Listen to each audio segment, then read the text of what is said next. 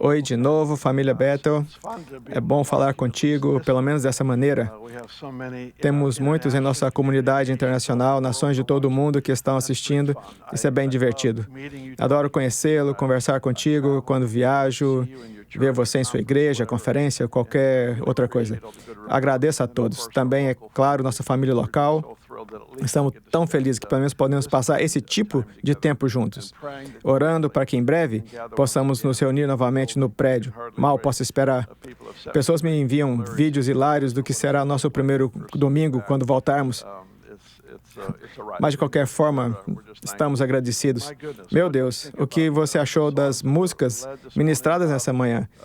Revivals in the Air, esse novo álbum que acaba de ser lançado, oh meu Deus, está incrível. Eu baixei ele depressa e tenho tocado e comemorado o que Deus está fazendo na Terra. Quando você enfrenta uma crise em dificuldade, uma das coisas que nos ajuda é promessa e esperança. As promessas de Deus nos dão esperança, dá-nos uma sensação de futuro. Isso não significa que ignoramos os desafios. Temos muitos deles agora como nação e nações do mundo, não é só os Estados Unidos. Mas as nações do mundo estão enfrentando tantos desafios. Mas é avassalador se eu os enfrentar sem as promessas de Deus, se eu os enfrentar sem a esperança de que Jesus tem um plano, Ele tem a solução. É manter meu coração alimentando-se dessa solução, que não só me mantém vivo, mas também me mantém são, ou são pelo menos o quanto possível. Comemoramos o fato de que Jesus ter um propósito e um plano. Algo que disse muitas vezes nos últimos 12 meses é que todo problema que existe na Terra, quero dizer, cobrir sua conta bancária, a camada de ozônio, os conflitos raciais, ou quer que seja, todos os problemas que existem no planeta, Deus tem uma solução em sua mente nesse exato momento. Ele simplesmente espera que seu povo venha a Ele e busque esses mistérios, esses segredos. Algumas coisas são reveladas claramente nas Escrituras, algumas coisas nós temos que buscar.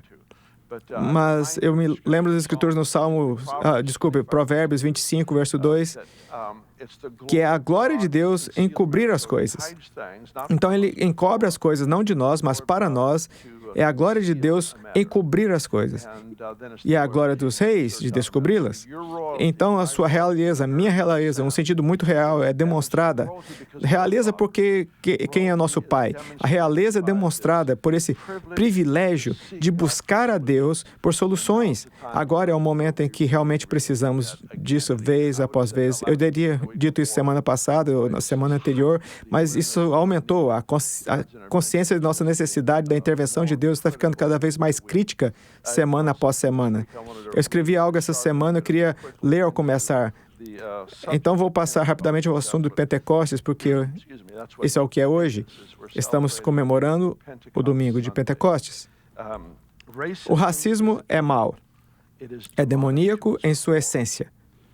Tratar as pessoas com desonra por causa da cor de sua pele é tolice absoluta. Transformar essa desonra em violência é bárbaro e desumano. Em Cristo, temos o privilégio e a responsabilidade de nos opormos ao racismo e em todas suas formas e de nos mantermos com os que sofrem sob o seu peso. Eu quero começar declarando nosso compromisso absoluto de proteger e de defender aqueles que são abusados, rejeitados ou julgados de alguma maneira, ou em alguns casos violência, como vimos na semana passada. Que loucura! Como igreja, estamos fazendo tudo o que sabemos para adotar uma posição muito forte para dizer, escute, essa loucura precisa parar. E nós vamos fazer a nossa parte, estamos com as pessoas e lutando por elas. Eu amo uma das frases da música que cantamos hoje, diz, marchando de joelhos. Meu Deus, que boa ilustração.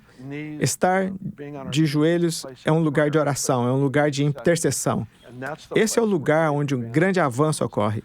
Vou falar sobre o conceito de Pentecostes e como aconteceu e como foi.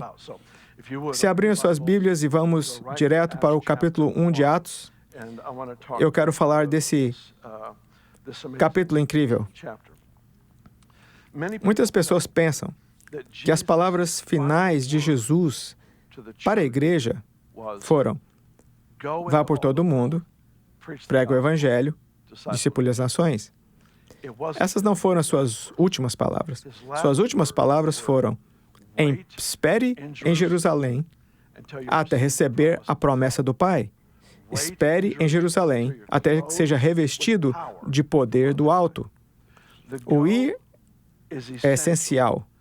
A espera nos prepara para o ir. O ponto principal da espera é que há algo mais do que você já viu até agora. Há algo mais do que Deus tem reservado para você. Imagine-se um dos 11 discípulos restantes e Jesus aparece para eles.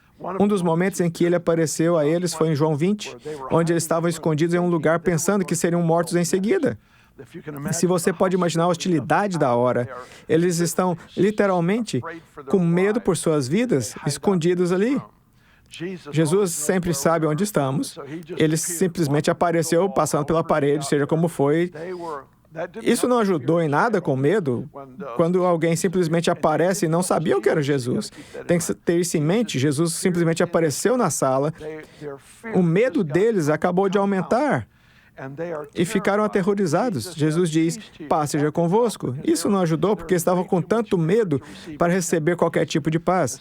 Então Jesus mostrou-lhes as cicatrizes nas mãos, no lado e nos pés. Quando viram isso, eles reconheceram: este é Jesus, nós o vimos crucificado. Assim que perceberam isso, começaram a experimentar a paz que Jesus prometeu. Ele disse novamente a eles: paz seja convosco. Isso é importante entender. Às vezes, estamos tão cheios de medo e terror que não conseguimos encontrar a paz e ainda assim ela está aqui. Tem que haver uma virada. Aconteceu uma virada no coração dos discípulos. Houve uma virada. Eles reconheceram: é Jesus, Ele está conosco. E quando Ele falou paz a segunda vez, Ele soprou neles, o Espírito Santo veio sobre eles e eles receberam a verdadeira paz. Aqui está a questão. Jesus deu a eles, nesse decreto: vá por todo o mundo, pregue o evangelho. Ele deu uma comissão. O que ele mais deu nessa comissão? Nossa resposta, nosso sim à comissão de Deus é o que nos conecta à autoridade de Deus. Eles receberam autoridade naquele momento. Mas então ele diz: espere em Jerusalém. Por quê? Porque precisamos de ambos, autoridade e poder. Foi assim que Jesus ministrou, foi assim que os discípulos ministraram.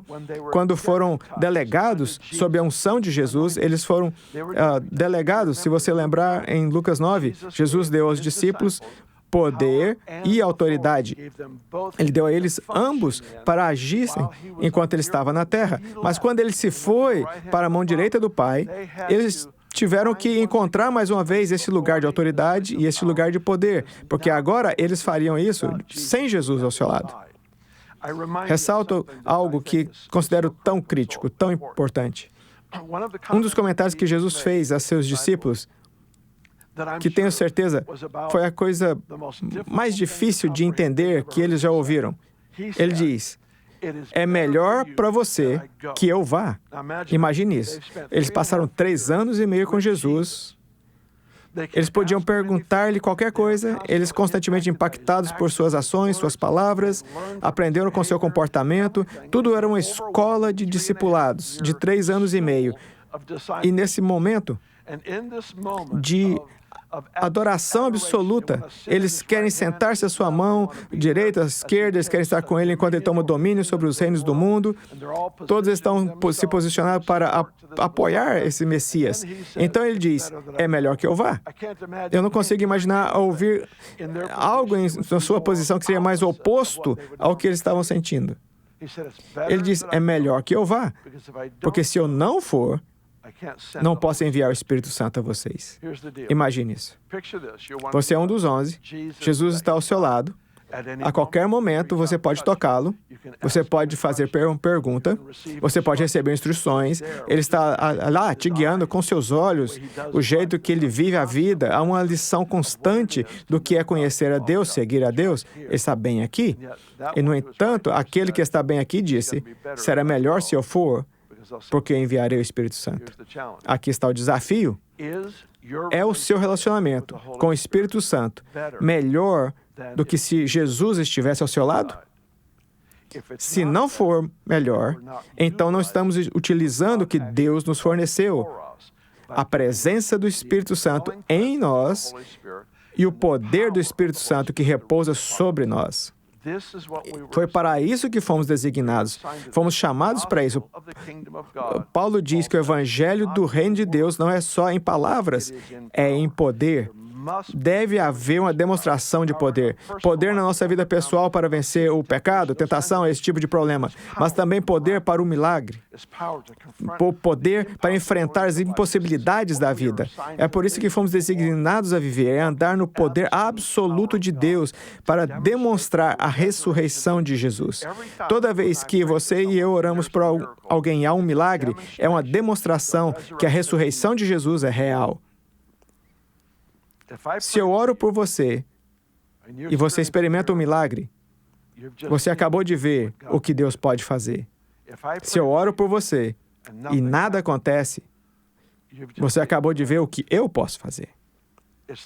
É o revestimento com poder que nos permite demonstrar a realidade da ressurreição de Jesus Cristo. Quando chegamos ao capítulo 1 de Atos, vemos duas vezes nos primeiros versículos. Ele está falando sobre o reino de Deus. Todos vocês, pais, sabem que quando você está prestes a sair da casa, seus filhos estão em casa, você tem as últimas palavras de instrução, talvez eles estejam com os avós, talvez vão ficar com a babá, mas você tem as palavras finais de instrução. As palavras finais são as mais importantes. É disso que você quer que eles se lembrem antes de sair para a noite ou por uma semana, seja o que for. As palavras finais de Jesus para os seus discípulos foram instrução, no contexto de espera. Foi instrução sobre o reino de Deus. Diz no versículo 3, na última parte, ele diz, e passou 40 dias conversando com eles sobre as coisas relacionadas ao reino de Deus. A próxima coisa que sai da sua boca é que ele diz, a próxima coisa que ele diz é, João batizou com água. Você será batizado com o Espírito Santo dentro de alguns dias. Então os discípulos disseram, ei, eu tenho uma pergunta. Quando você vai restaurar o reino a Israel? Quando você vai restaurar o reino a Israel? E Jesus diz, não é para vocês saberem os tempos. Mas vocês receberão poder. Versículo 8, quando o Espírito Santo vier sobre vocês e sereis testemunhas. Qual que é o ponto que eu quero enfatizar? 2 vezes no capítulo 1, é a conversa sobre o reino de Deus. Uma vez foi em suas instruções, a segunda vez foi a pergunta deles, quando você restaurará o reino a Israel? Nas 2 vezes, a primeira coisa a qual ele se voltou após falar sobre o reino de Deus foi o batismo no Espírito Santo. Eu gostaria de sugerir, use isso como uma espécie de trampolim, gostaria de sugerir que a introdução às realidades do reino de Deus é o batismo no Espírito Santo. Ele nos imerge numa realidade, está disponível para todos. Não se trata dos que têm e dos que não têm. Eu não gosto desse argumento, desse conceito. Está disponível para todos que confessam Cristo. Que o Espírito de Deus viria sobre nós e ele se manifestaria de maneira diferente, mas o ponto é que Jesus seja bem representado. É isso que estamos buscando, que Jesus seja representado com precisão por quem ele é. Eu quero que vá rapidamente para o versículo 14. Todos estes perseveraram unânimes em oração com as mulheres, com Maria, mãe de Jesus, e com os irmãos dele. Um versículo interessante. Sabemos que o restante do capítulo existem cerca de 120 pessoas, digamos 120 pessoas. Isso é interessante para mim porque Jesus, em outras partes da Escritura, diz, depois de sua morte, ele apareceu a mais de 500 pessoas. Mas só havia 120 na reunião de oração. Não sei para os outros 380 foram. Com certeza chegaram mais tarde, eu só não quero faltar quando ele aparecer. Aqui estão eles. Ele diz que perseveravam unânimes em oração. Está estabelecido que a oração em unidade estava ocorrendo nesse capítulo. Isso é extremamente significativo. Olhe quem participou da reunião. Claro, temos aqui Maria, a mãe de Jesus, algumas das mulheres que o apoiavam e seus irmãos. Por que isso é importante? Porque uma das últimas vezes que lemos sobre seus irmãos, eles não acreditaram que ele era o Messias e tentaram induzi-lo a ir a um local público para ser ridicularizado. Algo aconteceu durante essa jornada em que chegaram à conclusão de que passaram todo esse tempo crescendo com o Filho de Deus em casa. Imagine esse momento. Também temos os 11 discípulos que passaram seu tempo, 3 anos e meio, com sucesso no ministério, mas também foram pegos se comparando, pensando que eles são melhores que o outro, discutindo quem era o maior. Então, temos essas 120 pessoas que têm muitos problemas ao longo da vida juntos.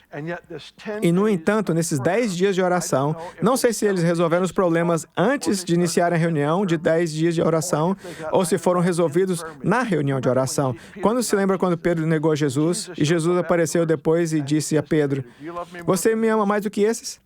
Eu acho que ele estava perguntando, Pedro, você me ama mais do que esses outros 10? Você realmente acha que me ama mais do que os outros todos? Porque havia essa arrogância, essa superioridade, essa coisa que surgiu nele de pensar, todo mundo vai explodir, mas eu não. Eu sou o mais seguro aqui. E Jesus confrontou isso nele. E foi nesse arrependimento que ele foi totalmente restaurado. De volta à história. Eles perseveravam unânimes em oração. Minha tradução adiciona a palavra súplica. Deixe-me falar por um momento sobre a questão da oração. Nossa vida de oração revela o quão somos conscientes do Deus que está conosco. Você não pode ter alguém tão glorioso e significativo quanto o Espírito de Deus repousando sobre uma pessoa e essa pessoa não falar com ele. A profundidade de nossa vida de oração revela o nível de consciência que temos do Espírito de Deus em nossas vidas. Eu não estou falando sobre, teologicamente, todos nós podemos dizer que o Espírito Santo vive em nós, sabemos que o Espírito Santo nos guia, está conosco. Eu entendo isso, eu sei disso. Eu estou falando de uma contínua consciência diária do Espírito Santo de Deus. Davi disse no Velho Testamento,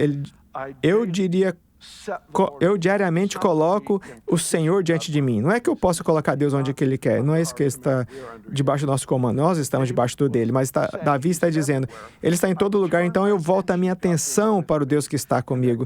E essa consciência de Deus em sua vida é o que, de muitas maneiras, permitiu que Ele fosse o maior rei que Israel já teve. Então, volte para o assunto.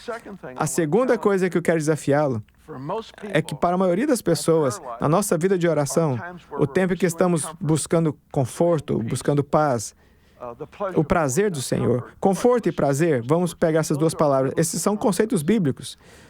Foi Deus quem criou o prazer, foi quem criou o conforto, foi Ele quem nos fez descansar nele.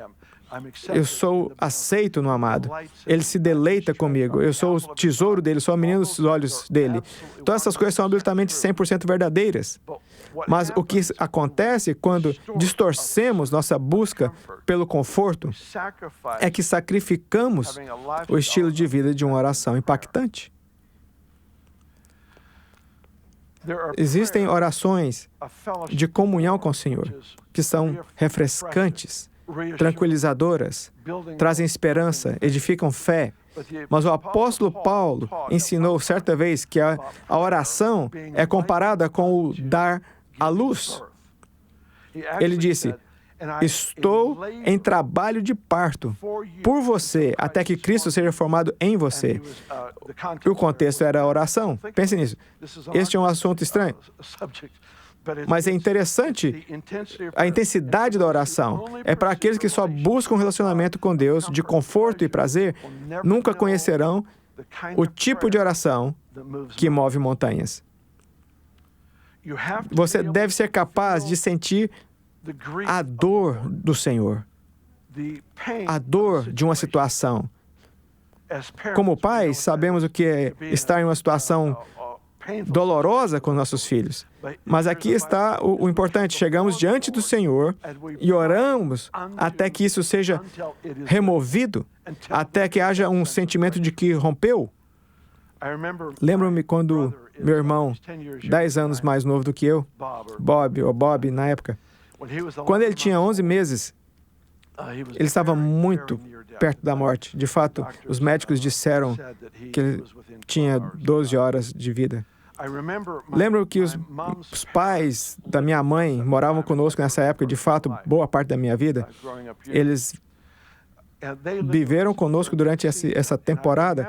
E lembro que meu avô ficou de joelhos. E ainda posso levá-lo ao lugar onde ele se ajoelhou na frente do sofá, na sala. E ele ficou lá por um longo período de tempo. E ele estava orando. Veja bem, meus avós também perderam um filho aos 11 meses de idade. Essa situação volta a eles. Ele se posiciona em um lugar de oração. Ele marchou de joelhos, é uma maneira melhor de dizer isso. Ajoelhou-se diante do sofá e começou a orar e interceder. Como criança, 10 anos, 11 anos, não sabia o que estava fazendo, experimentando. Eu sabia que ele estava orando, eu sabia que o Bob estava com sérios problemas, mas não entendi o que entendo agora. Ele mergulhou na crise que estávamos enfrentando como família. E orou. E ficou lá por horas. Eu lembro que quando ele se levantou, se me lembro bem, eram cerca de 2 da tarde. Ele se levantou e virou para a família e disse: Bob vai ficar bem. Por quê? Ele teve uma luta. A luta não é com pessoas. A luta é com os poderes das trevas que matam, roubam e destroem. Muitas vezes culpamos tantas pessoas pelo que está acontecendo, mas ele cravou seus joelhos no chão e lutou com aquilo até que fosse quebrado. E anunciou à família: Bob ficará bem. Meus pais, quando voltaram ao hospital naquela tarde, os médicos disseram em tantas palavras: houve uma reviravolta muito interessante desde as 2 da tarde. E foi quando o vovô se levantou e disse: Bob vai ficar bem. Veja bem, há algo na oração que move montanhas. Isso significa que não estou procurando só uma vida de prazer e conforto. Estou procurando fazer a diferença. E para fazer a diferença, eu vou me esforçar e lutar por um romper. Porque um romper deve acontecer. O problema é que, para muitos, eles sentem esse peso do Senhor, mas nunca o entregam para Ele. Ficam andando por aí como pessoas deprimidas. Parece como se eles fossem batizados em vinagre, entende? Eles não têm alegria sobre eles. Isso também não é a resposta. A resposta não é: vou provar o quão santo eu sou por quão deprimido estou. Isso é contrário ao ponto do que estamos fazendo aqui. É que oramos para algo. A oração deve ser um momento de troca. Esse momento, às vezes, dura dias. Esse momento, às vezes, dura momentos. Leia as orações de Neemias, no livro de Neemias. São orações de uma frase que moveram montanhas. Mas veja, a oração que não me move, não é provável que o mova. Aqui está esse momento em oração, onde estamos diante do Senhor. Jesus disse: venha a mim, o que está cansado e sobrecarregado. Muitas pessoas estão assistindo agora, cansadas e sobrecarregadas. Cansadas por quê? Talvez seja o coronavírus, talvez seja o conflito racial, talvez seja algo completamente diferente. É um negócio que você perdeu durante essa coisa. Talvez seja o fato que você não sabe o que vai fazer quando conseguir voltar a trabalhar.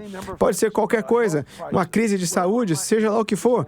Há muitas pessoas assistindo essa transmissão hoje que estão cansadas e sobrecarregadas. Jesus fala com você e diz: venha a mim, você que está cansado e sobrecarregado. Passo 1, temos que saber a quem ir. Vamos para Ele. Eu não vou a Ele, mais essa pessoa e essa pessoa e essa pessoa. Ele não é algo que eu tento. Ele não está em teste, nós sim. Eu vou a Ele, mas eu vou a Ele para fazer uma troca. Jesus disse: venha a mim, o que está cansado e sobrecarregado, e te darei descanso. Pense nisso. Você vem a mim com as suas coisas, e eu darei as minhas coisas.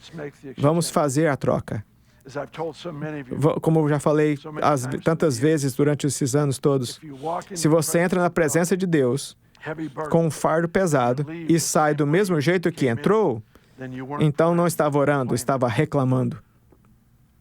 Você pode escrever isso. A oração significa automaticamente que há uma troca. Eu estou disposto a levar isso até a sua presença, e isso que eu experimentei na vida, mas eu te vejo como a fonte da vida. Vamos fazer a troca. Eu recebo agora o seu descanso. Eu quero levá-lo nesse tipo de jornada. Eu preciso continuar rapidamente. Chegamos ao capítulo 2. E ele diz no versículo 1, ele diz: e cumpriu-se o dia de Pentecostes, estavam todos concordemente no mesmo lugar. Novamente, aqui está esse conceito de unidade, unânimes, um coração, 120 pessoas com o mesmo coração, unânimes, estão em união. Unidade não é uniformidade. Ouça com atenção. A compreensão da maioria das pessoas sobre unidade é a luta pela uniformidade. A verdadeira unidade requer diversidade. E um homem se unirá à sua esposa e os dois se tornarão um. Eles não são os mesmos. Diversidade é necessária para que a unidade bíblica. Não é que a unidade tolera a diversidade. Ela a celebra. É o que a torna tão bonita. A segunda coisa que eu diria sobre a unidade é que não é algo que você e eu podemos criar. A maioria dos esforços humanos pela unidade, por mais nobres que sejam, são simples tentativas de acordo e entendimento. Não é mal, não é ruim, só insuficiente. As Escrituras dizem em Efésios, capítulo 4, acho que o verso 3, procurando preservar a unidade do Espírito pelo vínculo da paz. Preserve a unidade do Espírito pelo vínculo da paz. Nos diz algumas coisas sobre a unidade. Número 1, preserve. Não posso criá-la, já existe. Como aconteceu? É a unidade do Espírito.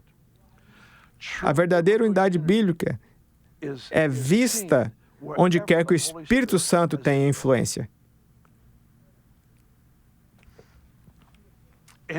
Toda vez que você vê em um relacionamento, um marido, uma esposa, uma família da igreja, uma nação, sempre que você vê uma unidade verdadeira, não só concordarmos por um tempo, a verdadeira unidade bíblica é o resultado da influência do Espírito Santo na vida desses indivíduos. Jesus fez uma oração para que eles pudessem ser um, mas o que ele juntou a isso? Ele disse: eu dei-lhes a minha glória para que eles possam ser um. O que é a glória? A glória é a presença manifesta de Jesus. Vista quando o Espírito Santo vem sobre o seu povo, eu lhes dei a minha glória, eu lhes dei a manifestação da presença de Deus sobre ele. Por quê? Para que eles possam ser um. Você nunca vê onde há um derramamento poderoso do Espírito Santo. Vamos pegar algumas das coisas que vimos acontecer aqui. Vejo isso por anos. Quando o poder de Deus aparece em um lugar, não quer dizer só para milagres, embora eu sou a favor disso. Quando o poder de Deus aparece em um lugar, é difícil encontrar alguém que esteja com raiva da outra pessoa. Há algo que acontece naquele ambiente em que todas as utilidades, todas as objeções, todas as coisas, entende? O amor não se lembra do erro. Eu não estou fazendo conta, porque tudo isso perdeu sua importância na presença. Meu desafio para você é Pentecostes. Sim, é a demonstração de poder. Mas a base, se você considerar a plataforma para essa manifestação do poder de Deus, a ressurreição, o testemunho da ressurreição de Cristo através do poder. A plataforma é a oração em unidade. Eles estavam unidos em um coração, tanto que, se eles vissem um de seus próprios irmãos ou irmãs em necessidade, eles venderiam a posse para cuidar dessa necessidade. O ponto é que o que era unidade ao ponto do auto-sacrifício. Em outras palavras, eu pagarei qualquer preço para manter isso. Como é preservar a unidade do Espírito? Significa que eu estou disposto a investir. Não vou só orar para aliviar a minha consciência e seguir com a vida. Não só vou ticar que orei pela unidade. Eu vou seguir minha oração com ação.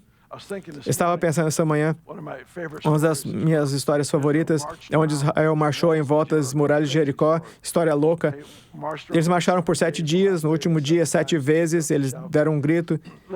Vamos usar isso como uma espécie de imagem. A marcha em volta das muralhas, para mim, simboliza a oração. Uma vez que o grito foi dado, e as paredes caíram, eles ainda tiveram que entrar e se apossar do que estava ali.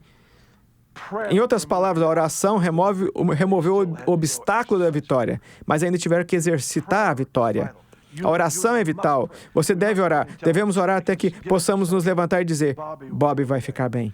Mas ainda precisa ser seguido com uma ação que diz, ok, vamos ver nosso filho, vamos ver nosso neto, vamos fazer o que a situação exigir.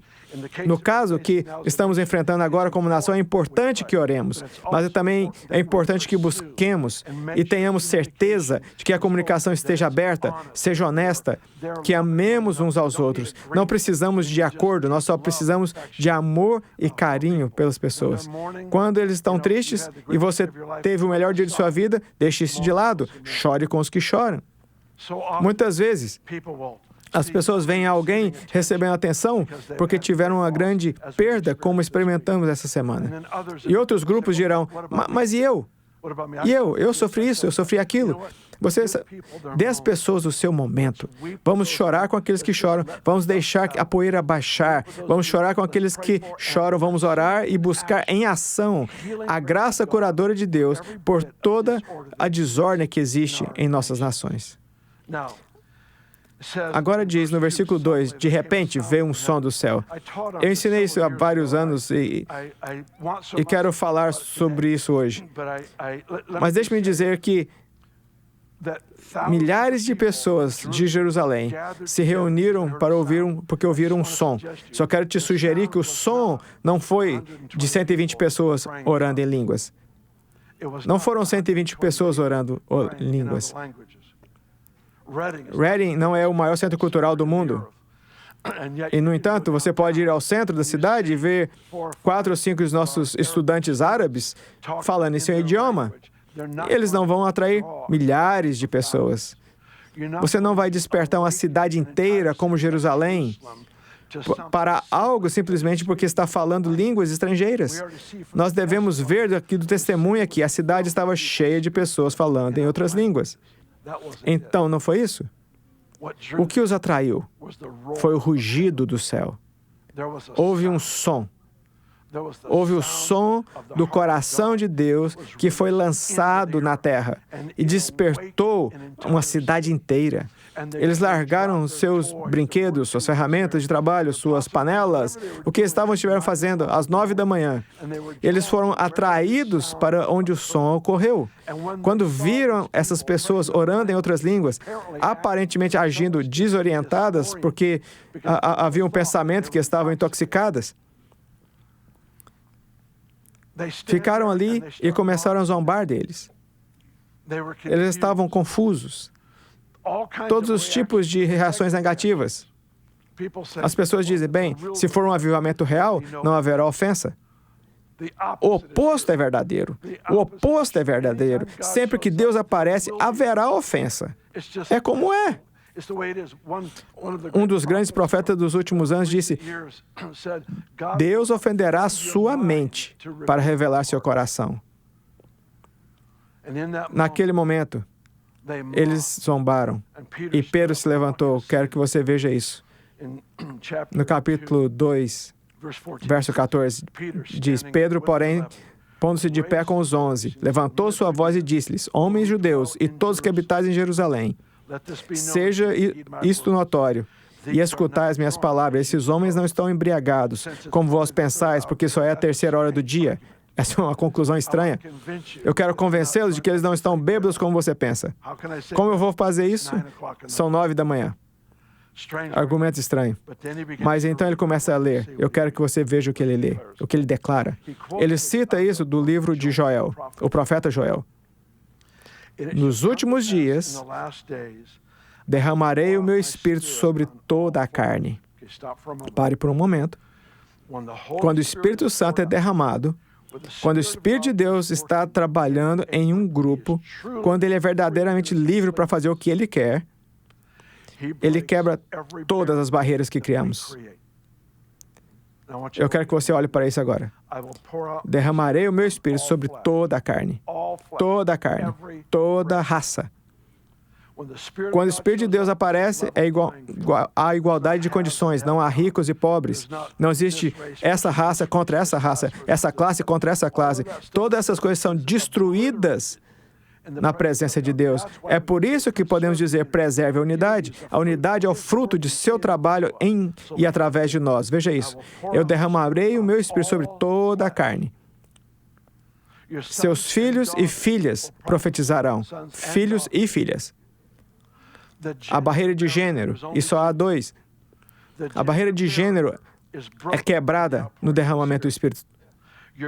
Os seus jovens terão visões, seus velhos sonharão. A barreira de idade é quebrada no mover de Deus. Sobre os seus servos e suas servas derramarei o meu espírito naqueles dias. A barreira de classe, aqueles que são ricos, aqueles que são pobres, aqueles que são os servos de outros. A barreira de classe é quebrada. Qual é o ponto? Quando o Espírito Santo aparece em poder, há igualdade de condições. É crítico para nós. Vemos mesmo quando Jesus multiplica a comida, vemos que ele multiplicou a comida com 4.000, 5.000. Mas verá que há uma nota nesse número. Diz: e 5.000, além de mulheres e crianças. Mulheres e crianças eram uma menção. Veja, na cultura daquele dia, eles contavam a multidão pelo número de homens na multidão. E então mencionavam e mulheres e crianças. É interessante. Então, em uma dessas histórias, o que foi ignorado, a criança, foi quem teve a semente para o milagre, os pães e os peixes. Aquele que ninguém contava, Jesus contou e o levou para o lugar onde o seu almoço se tornou o que semeou a nuvem para a multiplicação da comida. Você vê no Velho Testamento, na cultura da época, no Novo Testamento, nos Evangelhos, o que você vê é que há uma multidão que era contada pelo número de homens. Mas, de repente, algo acontece, o Espírito Santo aparece. Há 120 pessoas na sala orando. Quantos homens? Quantas mulheres? Não fala. Por quê? Porque eles são tratados da mesma forma. Veja, Jesus destrói o poder da divisão. Agora temos que viver isso. Ele destrói o poder de divisão que existe entre toda a carne. É Ele que destrói essa barreira entre homens e mulheres.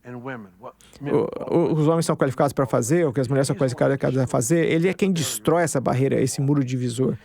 É Ele quem destrói isso de Deus fala pelos mais velhos, ou só os jovens têm a chama de avivamento. Ele é quem destrói esse muro divisor. Ele destrói e chama de tolice. É Ele quem vem e toca os mais baixos dos mais baixos nesse contexto, os servos e os escravos de outro mestre.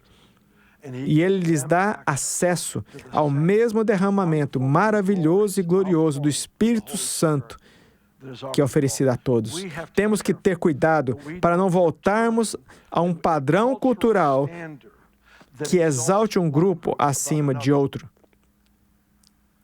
Temos que proteger nossos corações para garantir que não passemos a valores culturais, às vezes bons, às vezes muito corruptos. Não voltemos aos valores culturais em vez dos valores do reino. No derramamento do Espírito Santo, Jesus disse isso. Eu lhes dei a minha glória para que possam ser um. Preserve a unidade do Espírito. Normalmente, em um dia como hoje, eu passaria a maior parte do tempo falando sobre nossa necessidade do poder absoluto de Deus. Meu Deus, nunca houve um tempo em que fosse tão necessário do que agora. Temos que ter uma demonstração do poder da ressurreição de Deus, fluindo através da vida dos crentes, como você e eu. Existem muitas pandemias, existem tantas crises, câncer e vários tipos de doenças que as pessoas carregam, estão sob o peso dessa aflição, enfermidade. Eles precisam de alguém como você, que diga, sabe o quê? Eu não sou poderoso sozinho, mas eu também não estou sozinho. O Espírito de Deus está em mim. O Espírito de Deus está sobre mim. E porque essa é a realidade em que eu vivo, eu adoraria orar por você. E vamos ver essa coisa quebrada. Isso é quem nós somos. Isso é quem nós somos. Todas as nações do mundo clamam para que o autêntico Jesus ressuscitado seja exposto, onde enfrentamos essas coisas que estão erradas. Hoje estou dando uma ênfase especial, mais do que normalmente, porque causa do que aconteceu em nossa própria nação, tragicamente, nessas últimas semanas. E sejamos honestos, continuam periodicamente por toda a nossa vida. Isso tem que parar. Isso não vai parar, porque você e eu, de alguma forma, nos tornamos pessoas melhores. Eu acredito no esforço humano. Então, me perdoe se você não entender isso. Eu acredito que precisamos fazer tudo o que podemos fazer. Uma vez que os muros de Jericó caírem, ainda tem um esforço humano de entrar e tomar posse daquilo que Deus prometeu. Mas é assim. O Espírito de Deus vem sobre nós como povo, porque há uma demonstração de quem Jesus é em nossa unidade. Uma das metáforas usadas nas Escrituras é que eu sou o membro do corpo de Cristo. Sejamos honestos, se fôssemos ver o corpo de Cristo da maneira como agimos com frequência, teríamos uma mão aqui, um dedo lá, uma perna ali, partes divididas que parecem não se dar bem. Pessoas que sofrem de doenças horríveis ilustram e manifestam para nós o que é ter braços que não cooperam. Eles têm pernas que não conseguem controlar, que não conseguem se levantar. Estou conversando regularmente com uma amiga querida. Tudo o que ela quer fazer é andar. Tudo o que ela quer fazer, mas não pode.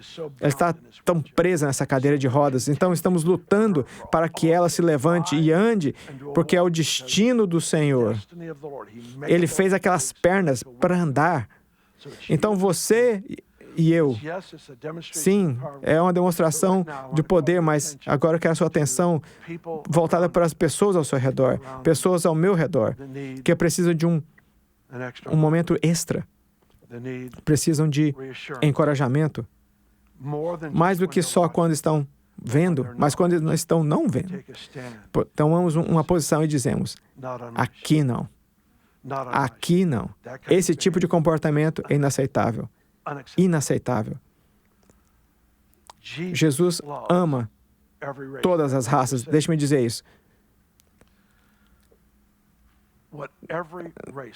Nessa área, temos nativos americanos. O que eles contribuem para a nossa vida é rico, é glorioso. Temos uma migração contínua. Usarei o termo a população hispânica que vem. Eles trazem uma qualidade de vida tão grande para nós.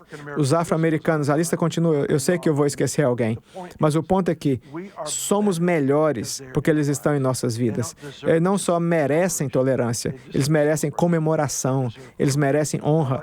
E eu gostaria de sugerir que isso é pelo menos uma das manifestações bíblicas do poder do Espírito de Deus sobre o seu povo. A demonstração. Ele disse, e Jesus disse isso, se amem uns aos outros, para que saibam que você me segue. Deixe a demonstração do seu cuidado, seu carinho, sua preocupação. Isso não significa que temos que concordar com tudo. Só significa que não deixarei o que eu penso, diferente do que você pensa, interferir no amor que temos um pelo outro. Tudo isso é uma demonstração do amor de Deus por todas as pessoas que assistem. Sempre que temos uma transmissão como essa, com literalmente dezenas e dezenas de milhares de pessoas que assistem de todo o mundo, eu gostaria de dizer a você, ouça, venha conhecer Jesus. Venha conhecer Jesus. Tenho pensado sobre esse versículo nas últimas semanas que Jesus fez essa afirmação. Ele diz, qual é o lucro de uma pessoa se ganhar o mundo inteiro, mas perder a sua própria alma? O que você ganha se você alcançar esse sonho e essa conquista, e você é aplaudido por esse grupo, você é celebrado por aquele grupo, você recebe todos esses elogios derramados em sua vida, o que nos beneficia? Conseguimos tudo isso, mas perdemos nossa própria alma. Não lucramos com nada. A eternidade é muito tempo. Não é uma tática de medo, é uma realidade. E Jesus vem em sua terna misericórdia e diz, venha a mim, você que está cansado e sobrecarregado, e eu te darei descanso. Eu te darei o Espírito Santo, que é a pessoa do descanso. Ele é a pessoa da paz. Eu vou liberar isso na sua vida. Eu quero encorajá-lo. Temos conselheiros, pastores, temos pessoas em nosso canal no YouTube, pessoas em nosso canal da Bethel TV, prontas para orar com você. Se você disser, Bill, eu não quero acabar essa transmissão sem entregar minha vida a Jesus, então é isso que fará. Seja online, por telefone, faça o que precisa. Mas diga, eu preciso me acertar com Deus. Eu preciso saber o que é ser perdoado do pecado e trazido à família de Deus. Eu quero orar por vocês. Eu quero orar por aqueles que estão vindo para Cristo. Eu quero orar por todos nós. Temos a oportunidade de ficar no meio de um momento sombrio com o amor e a compaixão de Jesus e demonstrar que Jesus ressuscitou dos mortos. Ele está vivo em mim, está vivo nesse momento. Não deixarei nenhum desacordo nos separar, porque você é importante para mim, mais do que qualquer outra coisa. Pai, eu oro agora, no maravilhoso nome de Jesus, antes de tudo, para aqueles que vieram a Cristo, para que a convicção do Espírito Santo seja liberada sobre toda a audiência, para que cada pessoa, aqueles que não andaram com Jesus e também aqueles que permitiram que as diferenças se elevassem em seus corações, onde foram hostis, arrogantes ou indiferentes a um outro grupo de pessoas, talvez um membro da família. Deus nos perdoe e nos cure por esse absurdo. Restaure-nos ao coração de Jesus, na maneira como valorizamos e tratamos um ao outro. Oro para que traga muitos ao reino hoje e que nos ajude, como corpo de Cristo, a demonstrar o que é valorizar um ao outro e permanecer conectados em nosso amor por você. Oro isso pela honra do nome de Jesus. Amém. Obrigado. Muito obrigado por se juntar a nós hoje. Eu os abençoo em nome do Senhor.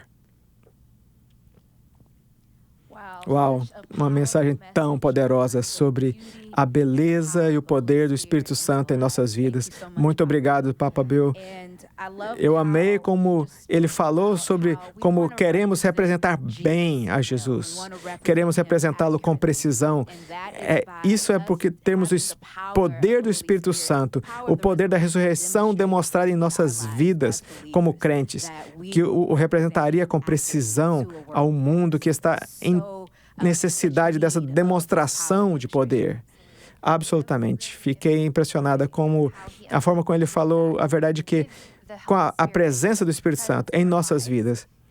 Isso é o que nos capacita a operar em unidade. A unidade do Espírito Santo é algo que devemos proteger, não alcançar. Que Ele fez isso para nós. Não, é quase que um alívio para mim pensando nisso. Parte do que está acontecendo no mundo, às vezes, pode parecer tão intransponível. Sabe, o que está acontecendo é selvagem. E, no entanto, se nos posicionarmos para proteger o que o Espírito Santo forneceu, é diferente do que escalar uma montanha para que nunca fomos antes. Ele está aqui, Ele está conosco. Já nos foi dado, na verdade, é fruto do Espírito Santo em nossas vidas. Eu amo o que você disse. A pressão foi tirada de nós tentando lutar por isso. Sim, nós podemos receber o Espírito Santo, ao invés de criar algo novo. Ele já fez, Ele está conosco, Ele está aqui, nós o recebemos. Isso é tão bonito. Sabe como o Papa Bill falou? Se você não encontrou, entregou sua vida a Jesus e estava só ouvindo sobre esse poder, essa ressurreição, estava ouvindo sobre o poder do Espírito Santo e tem mais perguntas, deseja querer saber mais sobre Jesus, saber mais sobre o Espírito Santo em sua vida. Temos uma equipe de pastores que estão prontos para orar com você, prontos para lhes dar todas as chaves necessárias, ferramentas e passos para que você possa começar sua nova vida em Cristo, para que também possa experimentar o poder da ressurreição em sua vida e o Espírito Santo se movendo em cada um de vocês. E se você tiver alguma necessidade, se tiver algo que precise de conforto, qualquer coisa para a qual precise de oração, qualquer vitória a qual esteja acreditando em Deus, temos outra equipe de pastores que estão prontos para orar com você, prontos para lutar com você em seu nome, em sua família, e qualquer coisa que você possa estar precisando. Nós te abençoamos, te desafiamos a entrar nessa vida de oração, nessa semana. Perceba que a autoridade que você possui. Põe os joelhos no chão, firme os calcanhares no chão essa semana e lutemos pelo romper, lutemos para que essas fortalezas caiam, permanecemos firmes e nos tornamos quem já somos por meio de Cristo Jesus essa semana. Nós te abençoamos e tenha uma ótima semana.